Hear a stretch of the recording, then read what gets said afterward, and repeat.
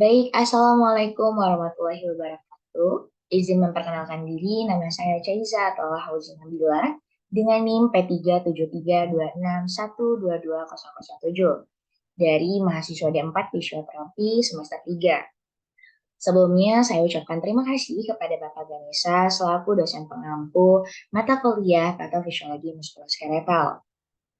Di sini saya akan membahas tentang gangguan metabolik pada salah satu penyakit yaitu penyakit osteomalacia untuk memenuhi tugas ujian praktik akhir semester mata kuliah patofisiologi muskuloskeletal. Sebelumnya di sini saya akan membahas tentang gangguan metabolik. Jadi gangguan metabolik itu adalah kelainan dalam proses metabolisme tubuh. Metabolisme itu sendiri adalah proses penguraian nutrisi dari makanan menjadi energi yang dibutuhkan oleh tubuh. Ketika seseorang mengalami gangguan metabolik, proses metabolisme di dalam tubuhnya pun terganggu. Akibatnya, produksi energi yang dibutuhkan untuk menjalankan berbagai fungsi tubuh juga mengalami gangguan. Nah, tulang itu adalah target utama untuk merekrut kalsium. Dan dengan mengekstraksi kalsium dari tulang, osteomalacia akan terjadi. Oleh karena itu, orang dewasa dengan proses yang mengganggu metabolisme vitamin D dan produksinya beresiko mengalami osteomalacia dan manifestasi klinisnya. Nah, jadi osteomalacia itu sendiri menggambarkan bahwa adanya kelainan pelemakan tulang pada orang dewasa yang biasanya disebabkan oleh kurangnya vitamin D.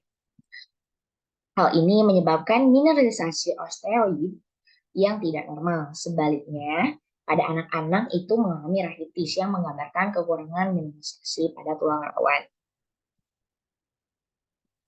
Selanjutnya ada etiologi dari osteomalacia. Nah, osteomalacia adalah penyakit tulang metabolik yang tadi itu ditandai dengan adanya gangguan mineralisasi matriks pada tulang.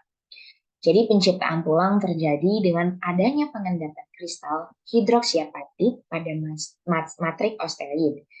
Nah, ini adalah beberapa rincian penyebab paling umum dan kadang-kadang diabaikan dari penyakit yang dijelaskan.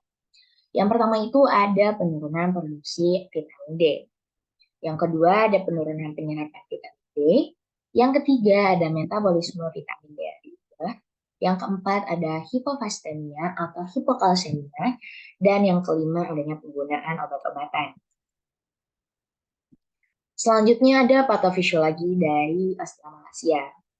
Jadi untuk memahami patologis yang menyebabkan adanya defisiensi vitamin D, pertama kita penting untuk merinci metabolisme vitamin D dalam tubuh kita. Jadi sintesis vitamin D yang aktif atau yang disebut kalsiferol secara organik itu dimulai dari kulit kita sendiri, di mana kolekalsiferol atau vitamin D3 ini dibentuk oleh aksi radiasi matahari UVB yang mengubah 7-dehidrokolesterol atau yang disebut vitamin D3 dalam keratinosit epidermis dalam kulit dan fibroblast kulit menjadi pravitamin D yang secara spontan terisomerisasi menjadi kolekalsiferol.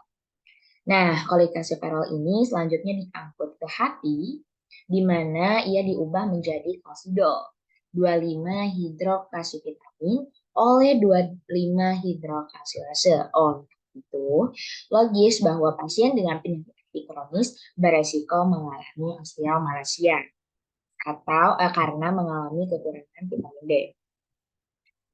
Nah, bentuk khusus vitamin D ini sebagian larut dalam air dan memiliki waktu paruh yang pendek. Nah, perlu diingat bahwa 25-OHD ini juga merupakan indikator terbaik status vitamin D keseluruhan karena pengukuran ini paling akurat mencerminkan total vitamin D dari asupan sinar matahari alami dan simpanan adiposa yang diubah di hati. Nah, diperkirakan sekitar 40-50% dari 25-OHD ini yang bersirkulasi berasal dari konstruksi kulit. Selanjutnya ada manifestasi klinis dari penyakit osteomalacia. Nah, jadi osteomalacia ini dapat menghasilkan gejala yang khas. Terlepas dari seluruh penyebab yang mendasarinya itu termasuk nyeri tulang dan sendi nyeri tulang, nyeri sendi yang menyebar atau kelemahan otot, ini ada beberapa manifestasi klinis dari osteomalacia. Yang pertama ada nyeri tulang dan kelemahan otot. Yang kedua adanya fraktur pada tulang. Yang ketiga ada kesulitan berjalan dan gaya berjalan atau waddling dalam empat. Dan yang terakhir ada pejang otot, kram, panas positif, kesemutan, ataupun mati rasa. Selanjutnya ada pemeriksaan penunjang. Yang pertama itu pengobatan pertama bisa dilakukan indikator kadar vitamin D yang rendah. Tetapi kadar kalsium yang rendah atau penurunan kadar fosfat yang signifikan juga dapat mengindikasikan osteomalacia. Yang kedua ada biopsi tulang, yaitu dengan mengambil sampel jaringan tulang yang diperiksa. Yang ketiga ada sinar X. Sekian dari saya, mohon maaf bila ada kekurangan dan kesalahan atas pembahasan.